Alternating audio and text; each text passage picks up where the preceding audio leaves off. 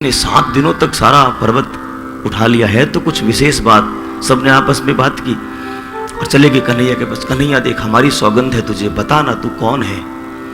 कौन हूं मैं? कन्हैया हूं, कान्हा हूं, तुम्हारा गोपाल हूं। नहीं नहीं कन्हैया, तू भगवान है ना, बता देना, एक बार बता देना। हम किसी को नहीं कहेंगे तू भगवान है ना। तो कन्हैया ने को भी सूझी कि आज बता ही दिया जाए कि मैं भगवान हूं। चलो मान लेते हैं कि मैं भगवान हूं, तो क्या करना है बताओ, क्या चाहिए मुझसे? कन्हैया और कुछ नहीं, हमने सुना है कि भगवान वैकुंठ में रहते हैं, हम वैकुंठ देखना चाहते हैं। अगर तू भगवान है तो वैकुंठ दिखा सकता है क्या? बोले इतनी सी बात है। बोला हाँ दिखा देंगे वैकुंठ आपको।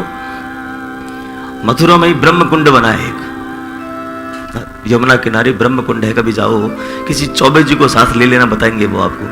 ब्रह्म कुंड का कुआं सा बना हुआ है महाराज, वहां ले गए। बोले इसमें झपकी लगा लो, वैकुंठ दिख जाएगा। बोले पक्की बात है? बोला हाँ। देख कन्हैया मजाक मत करना, अभी तक विवाह भी ना होया मेरा, मजाक मत करना। वैकुंठ देखने की छटपटी, लेकिन तुम पे विश्वास बहुत है हमें। अरे क्यों डरते हो, मैं साथ में चलूंगा। ओहो, तब क्या चिंता है, तू साथ रहेगा ना? बोला हाँ महाराज मैं साथ में रहूंगा।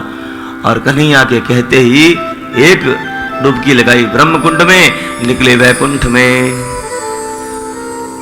हाँ वैकुंठ पे पहुंचे महाराज, चारों तरफ आनंद ही आनंद महाराज। सारे देवता, सारे 4 हाथ वाले इधर उधर भटक रहे हैं महाराज।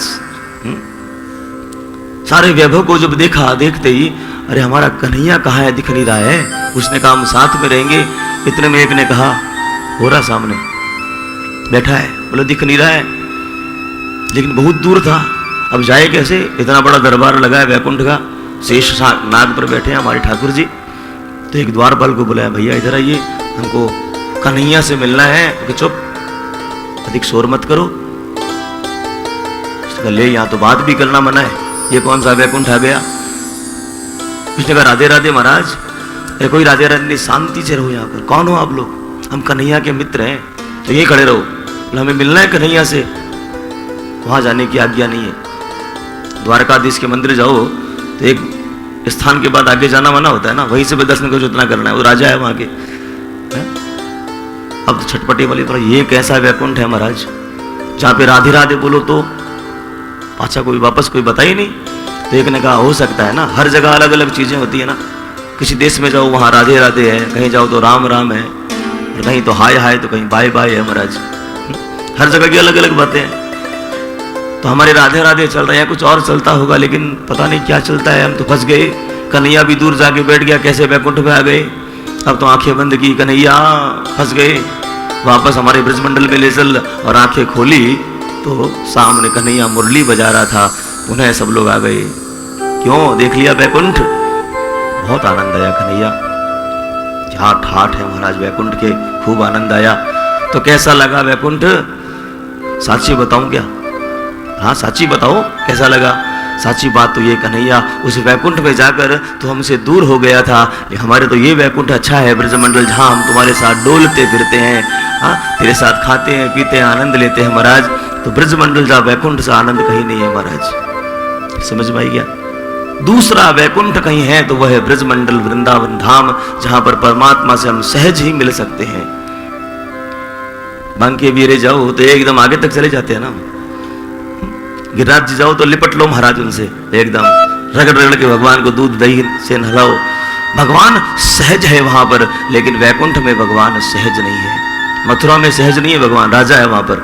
लेकिन ब्रजमंडल में किसी भी मंदिर में चले जाओ, एकदम श्री विग्रह के पास जाकर खड़े हो सकते हो आप। निधिवन में एक मंदिर है, टेढ़े खंबे का मंदिर, देखा होगा आपने, टेढ़े खंबे लटपटे एकदम। वहां पर तो परमात्मा एकदम सामने खड़े होते हैं। मंदिर इतना भव्य है, लेकिन ठाकुर जी इतने से है, इतने से एकदम। अच्छा मूर्तियां छोटी क्यों होती है, कभी गौर किया आपने? सावरा सेठ भी इतना सही है ना? क्यों? क्या कारण है इसका? इतने बड़े बड़े मंदिर, लेकिन मूर्तियां इतनी सी। लाल जी इतने से, क्या कारण है? भगवान जानते हैं ये जीव है ना बड़ा ही घमंडी है, अभिमानी है, झुकेगा नहीं, लेकिन इसे दर्शन करने होंगे तो झुकना ही पड़ेगा, दिखेगा नहीं इसे। इसलिए परमात्मा छोटी मूर्तियों में विराजते हैं। श्री विग्रह छोटे होते हैं ताकि देखने के लिए हम झुकेंगे, बस हो गया काम। भगवान जानते हैं दम्भी है ये जीव, झुकेगा नहीं। और सीधी मूर्ति क्यों झुकेंगे? ऐसे खड़े हम, क्यों झुकेंगे ठाकुर के सामने? इसलिए जितने भी गोपाल जी की मूर्तियां छोटी छोटी हैं सब, ताकि श्रृंगार करने के लिए भी झुकेंगे हम, तिलक तरमाए, उसे माला पहनाए, उसका श्रृंगार करें हम, यही भाव है महाराज। भगवान ने वैकुंठ का दर्शन करवा दिया महाराज।